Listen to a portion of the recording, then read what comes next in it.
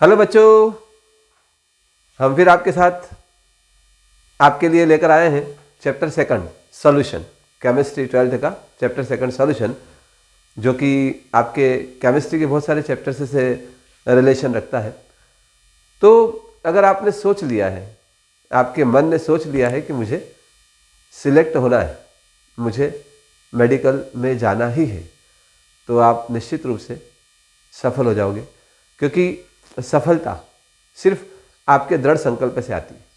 और जैसे ही आप संकल्पित हो जाओगे, नीट की सफलता और आपके बीच में दूरियां कम होना शुरू हो जाएगी।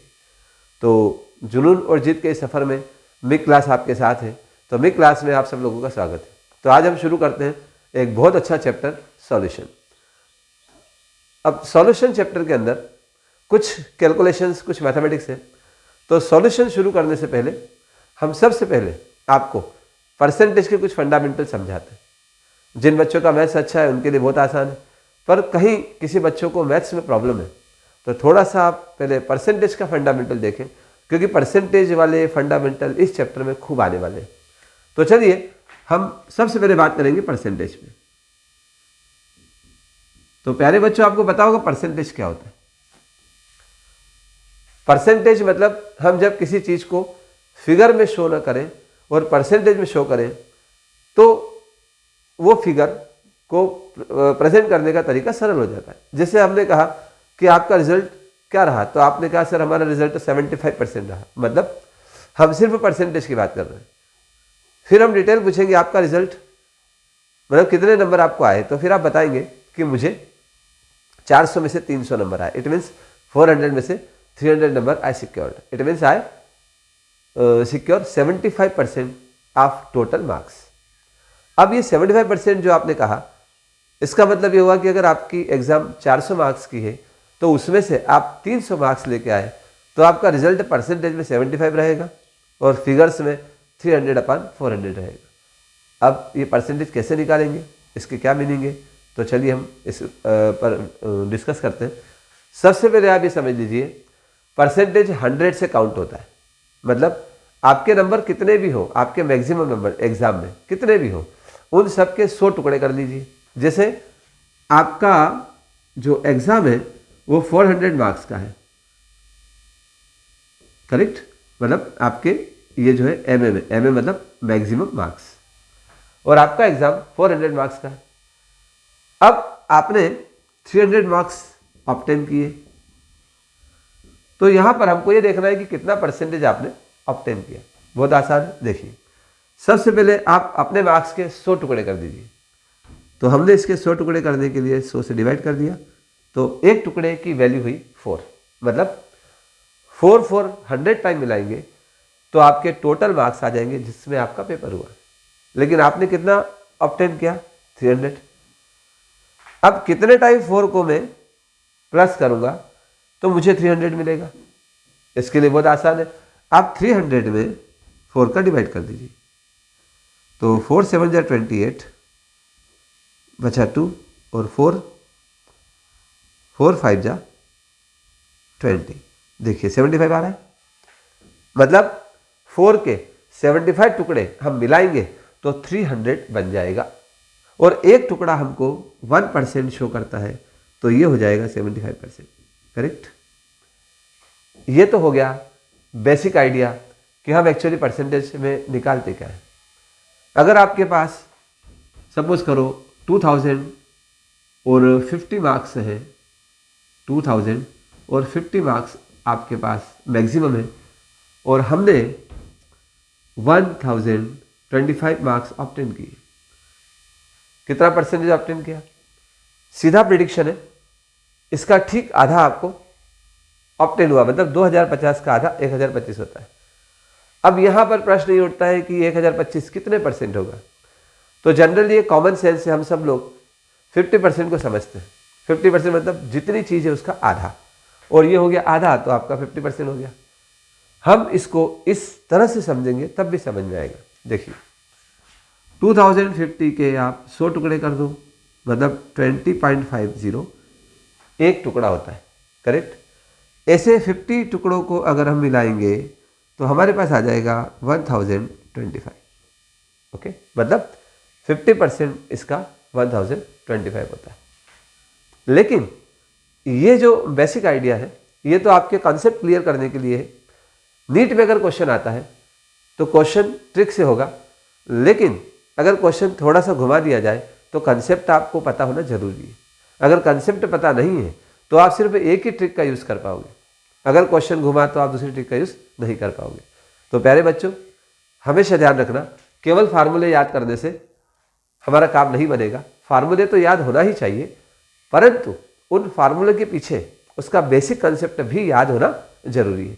और बेसिक कंसेप्ट बहुत सरल होते हैं, एक बार आप मन बना लेंगे और चीज़ों को थोड़ा सा डिटेल में समझेंगे तो आपका नॉलेज बहुत ज़्यादा बढ़ जाएगा। और आप इस प्रकार से अगर स्टडी करेंगे तो आप देखेंगे कि आपसे क्वेश्चन बनने लगे, आपकी स्पीड बढ़ने लगी। तो चलिए, ये सब तो था बेसिक आइडिया कि जब परसेंटेज निकालना हो तो हम सबसे पहले उसके 100 टुकड़े करेंगे, उसके बाद जितना परसेंटेज चाहिए उतने टुकड़े प्लस कर दो, या आपको वैल्यू दे रखी है तो ये पता लगा लो कि ये वैल्यू कितने टुकड़ों से बनी है। इस सब बातों को हम अगर समराइज कर दें और एक छोटे से फार्मूले में इसको कैद कर दें तो फार्मूला कुछ इस तरह से बनेगा। जो भी आपको वैल्यू दे रखी है उसमें आप 100 का डिवाइड कर दें, और अगर आपको पूछा गया है कि आप x% निकालें तो x का मल्टीप्लाई कर दें। करेक्ट? तो आपके पास जो नंबर होगा वो आपकी x% होगी a में से। मतलब आपके पास अगर कोई वैल्यू a है और उसका आपको x% निकालना है तो आप a में x का मल्टीप्लाई करके 100 से डिवाइड करके जब आप करेंगे तो आपको z मिलेगा। z मतलब आपका, जैसे हम एग्जाम्पल के लिए बता दें कि आपको 200 दिया हुआ है और पूछा गया है कि व्हाट इज 25%। आपको पूछा गया है व्हाट इज 25% ऑफ 200। सिंपल है, आप 200 में 100 का डिवाइड करें और 25 का मल्टीप्लाई करें तो आपके पास आ जाता है 50। मतलब जो 50 है वो 200 का 25%। इसका उल्टा भी पूछा जाता है कि अगर आपके पास 650 नंबर है और आपको मिले 300 नंबर, तो पूछा कि आपको कितने % नंबर मिले। फार्मूला सेम है, कुछ नहीं करना है आपको। अब x पूछा है, कितने % आपको मिले, ये x पूछा है। करेक्ट? और आपको ये दे रखा है परसेंटेज वैल्यू 300, कितने में से, आउट ऑफ, तो आपको 650। तो आप सीधा x इक्वल टू 100 को उधर ले जाएंगे, z इंटू 100 अपान जो ऊपर नंबर दिखा हुआ है उसको डिवाइड कर देंगे। आपको पता होगा लीनियर इक्वेशन कैसे सॉल्व करते हैं, सबका इलाज है हमारे मैथ्स फॉर नीट वाले वीडियो में। हर ट्रिक, हर चीज़, हर प्रकार के मैथ्स का उसमें सॉल्यूशन है। जो भी नीट में क्वेश्चंस आते हैं, नीट में जिन जिन भी टेक्निक्स का यूज़ होता है, वेदर वो फिजिक्स की हो, केमिस्ट्री की हो, वो सब के सॉल्यूशन हमने मैथ्स फॉर नीट में दे रखे। तो आप उसको देखिए, आपको काफ़ी सारे कंसेप्ट क्लियर होंगे। तो अभी हम चलते हैं एक्स पर। तो एक्स इक्वल टू क्या हुआ, जेड आपका क्या हो गया 300 जो आपको ऑब्टेन हुआ है, उसमें आपने 100 का मल्टीप्लाई किया और टोटल मार्क्स थे हमारे 650, उसको हमने डिवाइड कर दिया। तो आप देख रहे हैं कि ये हमारा परसेंटेज निकलेगा 650, ये डिवाइड हो गया। उसके बाद आप इसको डिवाइड करेंगे तो ये 13 टाइम 5 से डिवाइड होगा और ये 6 टाइम 60। तो फिर आपका जो वैल्यू बचेगी वो 600/30। और एग्ज़ाम में अप्रॉक्सीमेशन चलता है तो आप देखिए 13 का टेबल बोले, 13 5 या 65, लगभग ये 65 मतलब 650। करेक्ट? लेकिन ये 650 से थोड़ा कम है। तो आप अनुमान लगाइए, देखिए हम ट्रिक बताते हैं आपको। 13 का टेबल जब हम 3 टाइम 4 टाइम बोलते हैं तो 52 होता है। मतलब 650 600 से 50 जो है डिफरेंस में, मतलब 13 का 4 टाइम अगर बोलता हूँ तो 50 के आसपास आता है। तो मेरा आंसर होगा लगभग 46%। कितना हुआ? 46%। डिवाइड करने की भी बहुत सारी टेक्निक्स हैं। कुछ टेक्निक्स हमने मैथ्स फॉर नीट में दे रखी, आप उसको कंसल्ट करें तो आपको ये डिवाइडेशन करने की फर्स्ट ट्रिक समझ में आ जाएगी। हम इसको अगर डिवाइड करके देखेंगे तो लगभग इतना ही आएगा।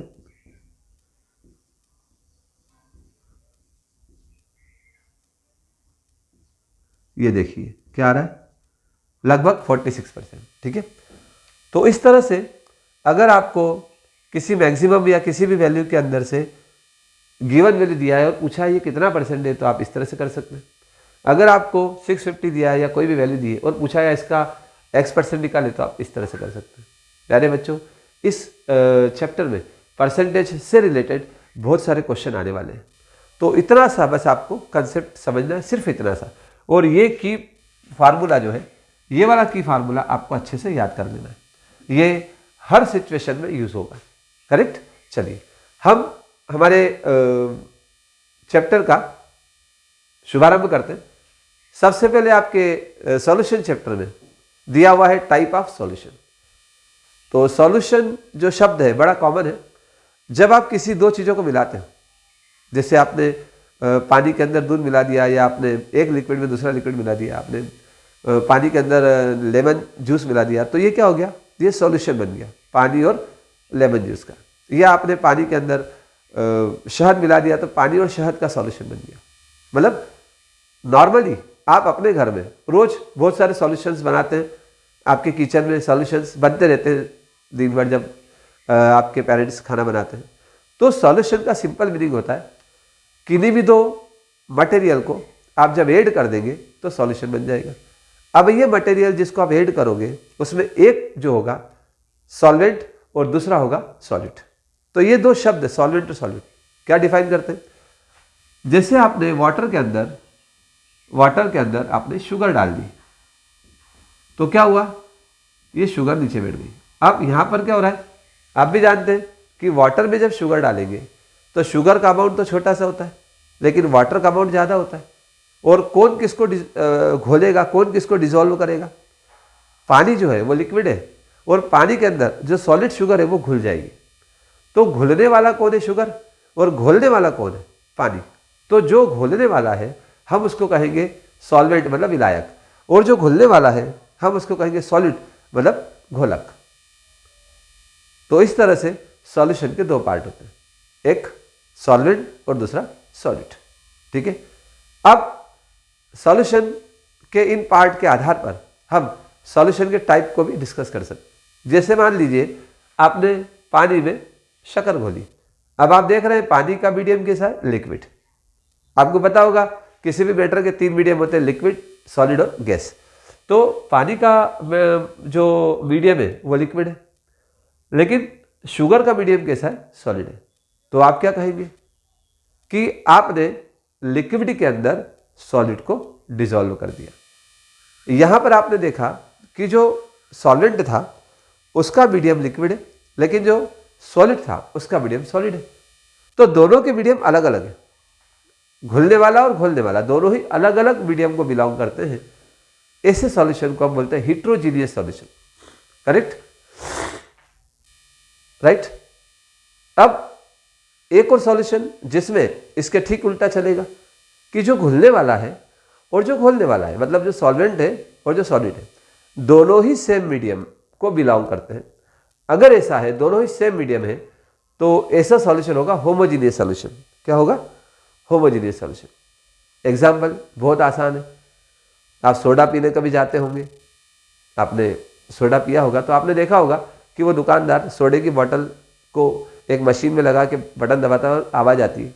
उस सोडे की बोतल में से फिर कुछ धुएं जैसा निकलने लगता है। एक्चुअली वो क्या कर रहा है, लिक्विड के अंदर गैस को मिक्स कर रहा है। बोतल से CO2 गैस लिक्विड में मिक्स होती है हाई प्रेशर पर, और गैस और लिक्विड का सॉल्यूशन बनता है। तो ये सॉल्यूशन भी आपका हिट्रोजीनियस हो गया, क्योंकि यहाँ पर सॉल्वेंट जो है वो कौन है, लिक्विड, और जो सॉलिड है वो है गैस। लेकिन जब आप चावल में दाल मिलाएंगे, मिक्सिंग हो गया ये, राइट। ये मिक्सचर कैसा हुआ, एक जो है वो सॉलिड है और दूसरा भी क्या है, सॉलिड है, मतलब दोनों ही जो है सॉलिड है। तो इस मिक्सचर को हम कहेंगे होमोजीनियस मिक्सचर। ठीक है। सॉल्यूशन की बात करेंगे तो आप मिल्क को वाटर में मिला दो,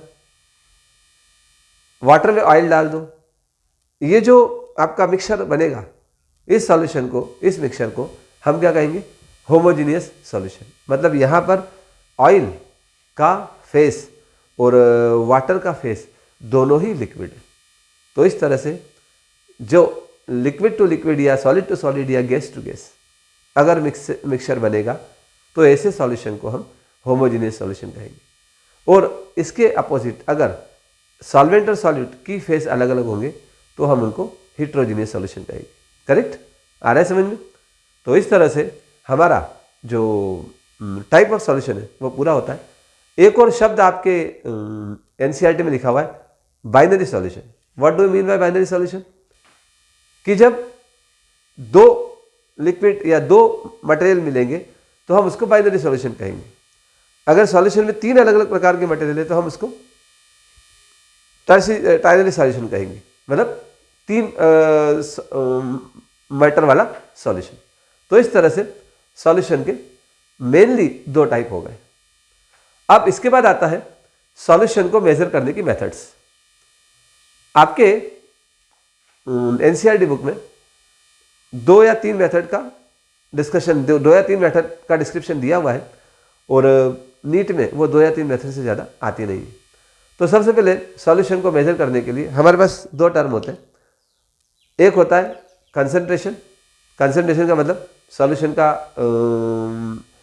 हिंदी में हम सांद्रता कहते हैं, और हम अगर फिजिकली समझें उसको तो कंसंट्रेशन का मतलब होता है कि सॉल्वेंट, जो भी आपका सॉल्वेंट दिया हुआ है, उस सॉल्वेंट की कैलकुलेटेड अमाउंट में कितना सॉलिड घुला हुआ है। तो अमाउंट ऑफ सॉलिड को मेजर करने का जो मेथड होता है उसमें जो कंसंट्रेशन है वो मेजरमेंट है आपके सॉल्यूशन का। और कंसंट्रेशन शब्द का प्रयोग हम तब करेंगे जब एक सफिशिएंट अमाउंट में सॉलिड सॉल्वेंट में घुल जाए, तो हम कहेंगे कि ये सॉल्यूशन कंसंट्रेट सॉल्यूशन है।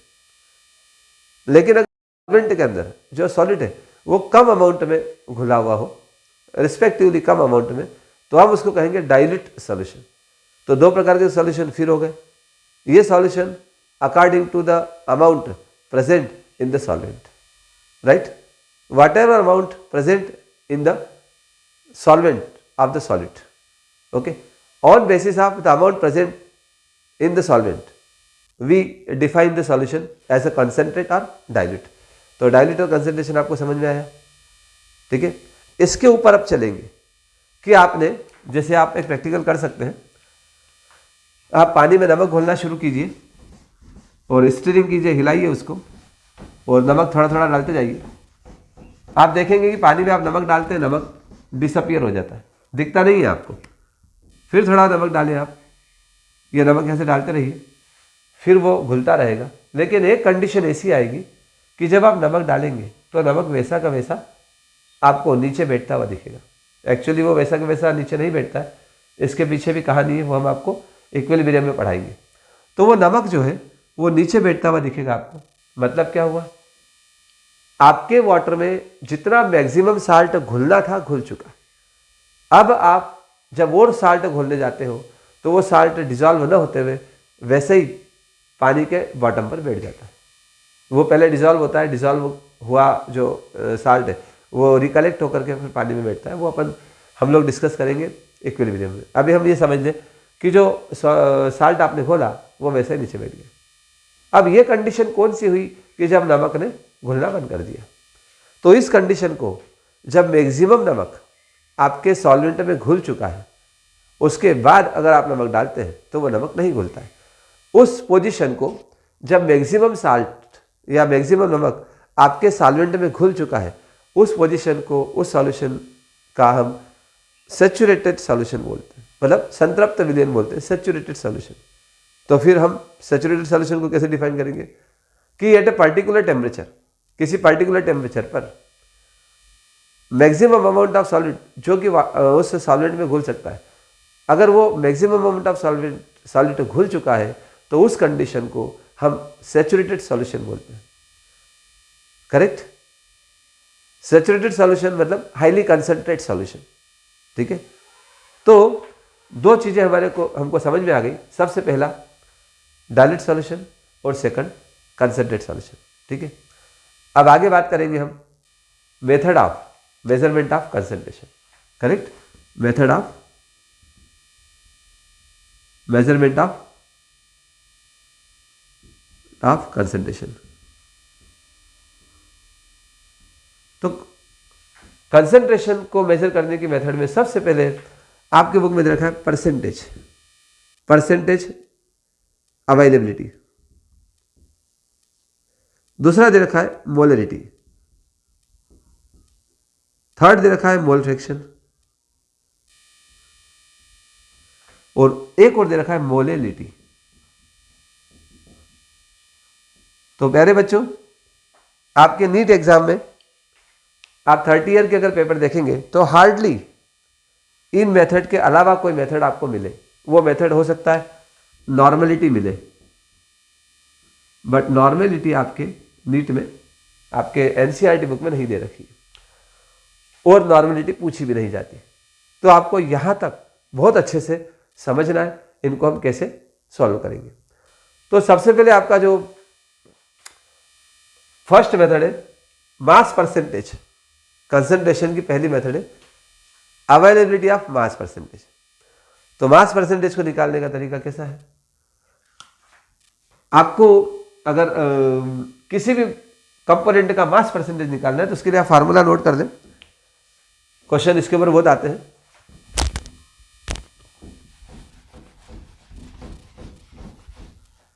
सपोज करें हम एक एग्जांपल से समझते हैं। NaCl ये कंपाउंड है आपका। मैं ये कहूं कि Na और Cl मिलकर के कंपाउंड बनता है, उसमें Na कितने परसेंट प्रेजेंट है या Cl कितने परसेंट प्रेजेंट है, हम इसको कहेंगे mass percentage of sodium in sodium chloride. Correct? मतलब आपके किसी कंपाउंड या किसी सॉल्यूशन के अंदर हमें किसी पर्टिकुलर कंपोनेंट का मास परसेंटेज निकालना हो तो हम क्या करेंगे? Mass of particular component upon total mass of compound into 100। ये बिल्कुल वैसा ही है जैसे हमने सबसे पहले आपको परसेंटेज बताया था कि टोटल में से आपका पर्टिकुलर कंपोनेंट का मास दिया हुआ है, मतलब टोटल में से अगर ये वैल्यू में पूछूं कि कितने परसेंट है तो आप निकालने के लिए ये वाला फार्मूला यूज़ करेंगे जो हमने सबसे पहले यूज़ किया था। तो देखिए इस फार्मूले के अनुसार NaCl के अंदर सोडियम का एटॉमिक मास होता है 23, क्लोरीन का एटॉमिक मास होता है 35.5। करेक्ट? टोटल इसका वैल्यू हो जाएगा 58.5। तो 58.5 ग्राम में सोडियम है 23 ग्राम। वैसे ही जैसे 58.5 मार्क्स में से आपको 23 मार्क्स मिले, मतलब आपको कितने परसेंट मार्क्स मिले। अगर ऐसा क्वेश्चन होगा तो आप सबसे पहले वाला फार्मूला यूज करेंगे। वही सेम टेक्निक आपको यहां यूज करना है। आप ये भूल जाएं कि केमिस्ट्री है। आप तो ये ध्यान रखें कि आपने जो परसेंटेज का जनरल कंसेप्ट पढ़ा है उस कंसेप्ट को अगर हम देखेंगे तो हमको इस तरह से दिखेगा। ठीक है? तो चलिए हम NaCl का मास परसेंट निकालते हैं। तो NaCl का मास है 23, टोटल मास 58.5 इंटू 100। क्लियर? इस तरह से कभी एग्जाम में क्वेश्चन आते हैं तो आप इस तरह से कंसेप्ट यूज करके सॉल्व कर सकते हैं। अगर आपको इसको डिवाइड करना है तो राउंडिंग ऑफ कर दो। 58.5 किसके नियर अबाउट है? 60 के नियर अबाउट है। तो 23/60 इंटू 100, जीरो कैंसिल हो गया। अब देखिए 23 मतलब क्या हुआ? 24 के करीब है। करेक्ट? तो 6 4 जा 4 टाइम कट जाएगा, 4 और 2 0, 40%। बिना कैलकुलेटर के किसी भी क्वेश्चन का, फिजिक्स या केमिस्ट्री के किसी भी क्वेश्चन का जो नीट के लेवल का है, बिना कैलकुलेटर के विद इन 10 सेकंड या 15 सेकंड आप सॉल्व कर सकते हो। बहुत सारी मेथड्स हैं जिससे आपका मैथ्स स्पीड अप हो जाएगा। तो अब देखिए हमने ये 40% NaCl में सोडियम जो है वो निकाल दिया। मतलब सोडियम क्लोराइड में 40% सोडियम प्रेजेंट होता है और 60% क्लोरीन प्रेजेंट होता है। ठीक है? अगर आप चाहें तो कोशिश कर सकते हैं। कुछ क्वेश्चन आपके सामने है। H2SO4 find sulphur percentage in H2SO4। Correct? दूसरा क्वेश्चन आप ले सकते हैं, find percentage of nitrogen present in HNO3। Correct? आप ये क्वेश्चन को ट्राई करें, आपको ये कंसेप्ट क्लियर हो जाएगा और अच्छे से समझ में आएगा। तो हम आगे बढ़ते हैं। ठीक वैसे ही जैसे मास परसेंटेज पूछा जाता है, वैसे ही वॉल्यूम परसेंटेज पूछा जाता है। अगर आपको NaCl को, या आपको सपोज करो H2SO4 का वॉल्यूम सपोज करो 1 लीटर है, और आपसे पूछा जाए कि एनटीपी पर, इसमें एनटीपी का होना जरूरी है, या आपको ये कहा जाए कि 2 लीटर H2SO4 में अगर ½ लीटर ऑक्सीजन प्रेजेंट है तो कितने परसेंट ऑक्सीजन प्रेजेंट है, या आपको एनटीपी पर वैल्यूज दे दी जाए और पूछा जाए कि वॉल्यूम परसेंटेज हाइड्रोजन का, सल्फर का, ऑक्सीजन का क्या है, तो आप आसानी से निकाल सकते हैं। राइट। हमारे पास अब आता है मोल फ्रैक्शन। क्या आता है? Mole fraction. तो मोल फ्रैक्शन कैसे निकालते हैं वो देखिए। मोल फ्रैक्शन जैसे नाम से आपको एकदम क्लियर है कि किसी भी कंपाउंड के अंदर एक, दो या दो से अधिक एलिमेंट होंगे। करेक्ट। जैसे आप देखें HCl, हाइड्रोजन क्लोराइड, या आप देखें NaOH, सोडियम हाइड्रोक्साइड। क्या देख रहे हैं आप? HCl के अंदर हाइड्रोजन और क्लोरीन है, सोडियम हाइड्रोक्साइड के अंदर सोडियम है, ऑक्सीजन है और हाइड्रोजन है। ठीक है। हम बात कर रहे हैं मोल फ्रैक्शन की। मोल फ्रैक्शन की छोटा सा एक मैथ्स साइड में हम चलाएंगे, आपको समझ में आएगा। 7th या 8th के अंदर, 7th या 8th क्लास के अंदर ये क्वेश्चन बहुत कॉमन है। कैसे? कि एक क्लास में 70 स्टूडेंट्स हैं, ओके, उसमें से 14 गर्ल्स हैं। 1 क्लास में 70 स्टूडेंट्स हैं, उसमें से 40 गर्ल्स हैं, या हम समझ लें 30 गर्ल्स हैं, या 28 गर्ल्स ले लें आप, 28 गर्ल्स हैं। और आपसे ये पूछा गया कि what is the fraction of girls in the class. बिल्कुल ये जो आपने क्वेश्चन अभी सुना, बिल्कुल इसी कंसेप्ट पे हम 11th में मोल फ्रैक्शन पढ़ते हैं। कैसे पढ़ेंगे? टोटल 70 स्टूडेंट्स है, उसमें से 28 गर्ल्स है, और हमको निकालना है फ्रैक्शन ऑफ गर्ल्स। तो हम क्या करेंगे? 28 में टोटल 70 का डिवाइड कर देंगे कि आउट ऑफ 70 28 आर गर्ल्स, तो what is the fraction of girls.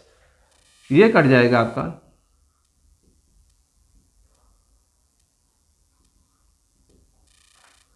2/5, means 2/5 part कौन है? गर्ल्स है। टोटल 5 पार्ट हमने कर दिए। समझना इसको, इस फ्रैक्शन का मतलब होता है पूरी क्लास के 5 भाग करें। 5 part has, means the whole class has been divided into 5 parts.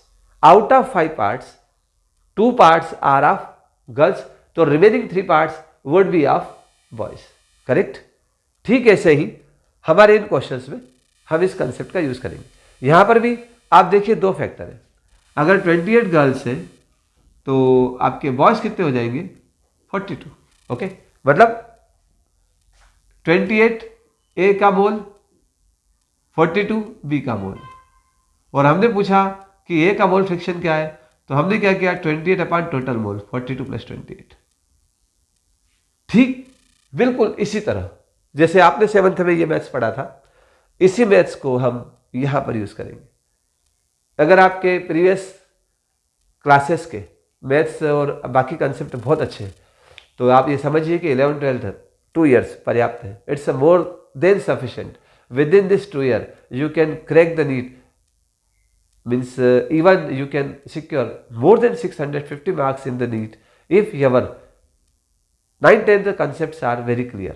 So well, हम लोग 9th से बच्चों को गाइड करते हैं, 9th से कंसेप्ट क्लियर करवाते हैं, ताकि बच्चे 12th में बड़ी आसानी से 12th के परसेंटेज को भी पिकअप कर सके, और साथ ही साथ 12th में फ्रेश फर्स्ट अटेम्प्ट में सिलेक्ट हो सके। तो चलिए हम आगे चलते हैं।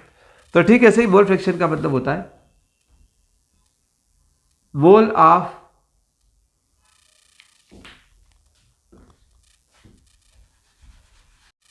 अगर हम बात करें HCl की, तो HCl के टोटल 1 मोल में कितना मोल हाइड्रोजन का है? 1 मोल। कितना मोल क्लोरीन का है? 1 मोल। तो टोटल मोल कितने हैं? 2 मोल, उसमें हाइड्रोजन का कितना मोल है 1। तो आप देखेंगे मोल फ्रैक्शन क्या हो गया हाइड्रोजन का, HCl का। HCl में मोल fraction of hydrogen, mole fraction of hydrogen अगर हम बात करें कि what is the mole fraction of hydrogen, तो क्या लिखेंगे, mole of hydrogen upon total mole, तो ये हो गया 1/2, करेक्ट। अब अगर हम NaOH की बात करें कि NaOH के अंदर ऑक्सीजन का मोल फ्रैक्शन क्या है, बहुत सरल है। तो mole fraction of oxygen equal to mole of oxygen, आप देख रहे हैं 1 मोल ऑक्सीजन का, 1 मोल हाइड्रोजन का, 1 मोल सोडियम का, टोटल कितने हो गए 3 मोल। तो out of 3 mole 1 mole of oxygen, तो ऑक्सीजन का मोल फ्रैक्शन हो गया 1/3। सोडियम का निकालेंगे तो वो भी यही आएगा क्योंकि वो भी 1 मोल है। हाइड्रोजन का निकालेंगे तो वो भी आएगा क्योंकि वो भी 1 मोल है। अगर हम बात करें 80 ग्राम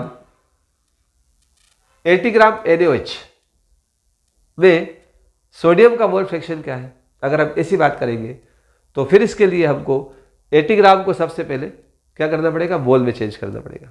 चलिए हम चेंज करते हैं, पहले मोल में चेंज करेंगे, उसके बाद फिर आगे बढ़ेंगे।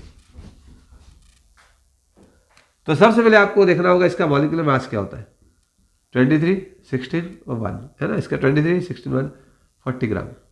मतलब आप देखेंगे यहाँ पे in 40 gram how many sodium, 23 gram sodium, correct. तो जस्ट डबल इन 80 ग्राम, आप देख रहे हो 40 का 80 कर दिया, तो नेचुरली अगर 40 ग्राम में 23 ग्राम सोडियम है तो 80 ग्राम में 46 ग्राम सोडियम हो जाएगी। क्लियर। अब मोल ऑफ सोडियम कितने प्रेजेंट हो गए, 46/23, 2 मोल, ओके।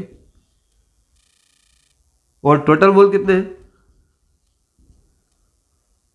80 ग्राम NaOH, मतलब टोटल मोल आपके 1, 2, 3 मोल है, और 80 ग्राम में 6 मोल हो जाएंगे, तो 2/6 मतलब 1/3।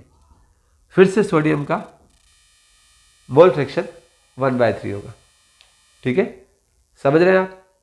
तो इस तरह से किसी भी क्वेश्चन के अंदर अगर आपको मोल फ्रैक्शन निकालने को कहा जाता है तो आपको क्या करना होगा, पूरे कंपाउंड के मोल निकालने, उसमें जिस कंपोनेंट का आपको मोल फ्रैक्शन निकालना है उसके मोल निकालने, और फिर उसको डिवाइड कर दे टोटल मोल से, तो आपका मोल फ्रैक्शन आ जाएगा, ठीक है।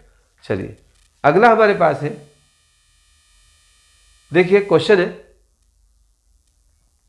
Concentrated aqueous sulphuric acid is 98% H2SO4 by mass and has a density 1.80 gram per ml. What is the volume of acid required to make 1 liter of 0.1 molar H2SO4 solution? ये question हम थोड़ी देर से करते हैं। चलिए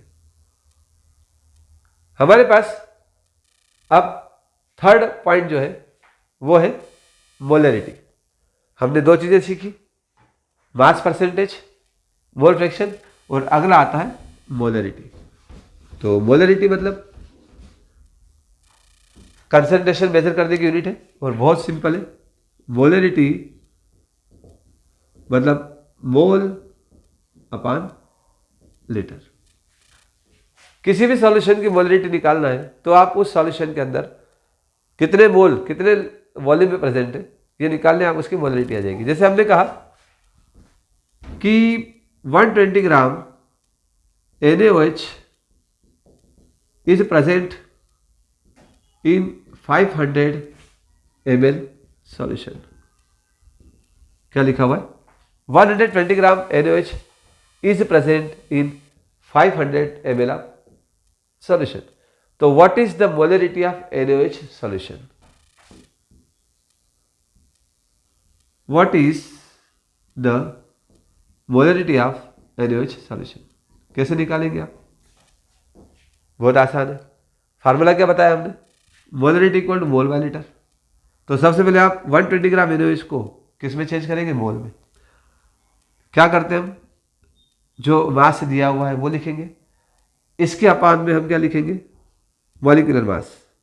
सोडियम हाइड्रोक्साइड का molecular mass 40 ग्राम होता है, तो यहाँ पर 40 लिख देंगे तो ये हो गया हमारा 3 मोल।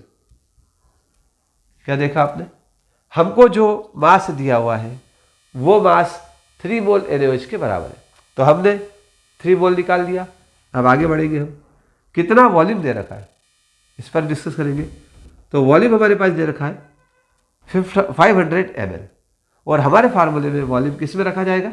लीटर में। तो चलिए 500 ml अपॉन 1000 ml, क्योंकि 1 लीटर में 1000 ml होते हैं, राइट। तो जब ml दिया हो तो उसमें 1000 का डिवाइड करेंगे तो लीटर में बदल जाएगा, पता है ना आपको। चलिए, तो इस तरह से हमारे पास हो गया 1/2 लीटर। तो वॉल्यूम कितना हो गया? 1/2 लीटर। चलिए, मोलरिटी निकालना है। 3 मोल अपान 1/2, तो इसकी मोलरिटी हो गई 6m। क्या होगी? 1/2 का हम उल्टा करेंगे तो ऊपर आ जाएगा। तो इस तरह से इस क्वेश्चन के अंदर सोडियम हाइड्रोक्साइड की मोलरिटी हो गई 6m। ठीक है। बहुत सारे क्वेश्चन इसमें अलग अलग तरीके से एग्जाम में पूछे जाते हैं। हम कंसेप्ट का समझने के बाद बहुत सारे क्वेश्चन सॉल्व करेंगे और आपको इस कंसेप्ट के बहुत अच्छे आइडियाज़ हो जाएंगे। चलिए आगे बढ़ते हैं।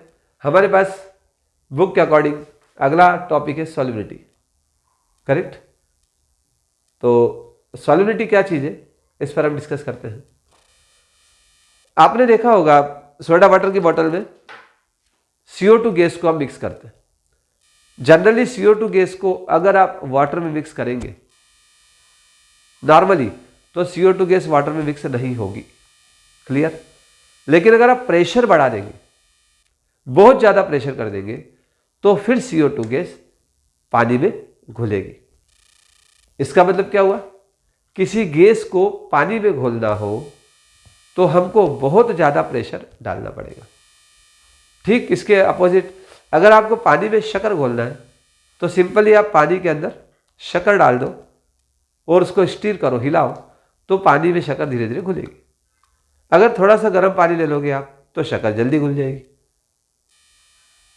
एक और घटना हमारे सामने आती है कि कुकर में जब हम दाल पकाते हैं तो बहुत जल्दी पक जाती है, लेकिन वही दाल जब हम ओपन कंटेनर में गैस पर रखकर पकाते हैं तो कुकर में जो दाल पकने का समय है उससे 10 गुना ज़्यादा समय लगता है गैस पर ओपन बर्तन में दाल पकाने में।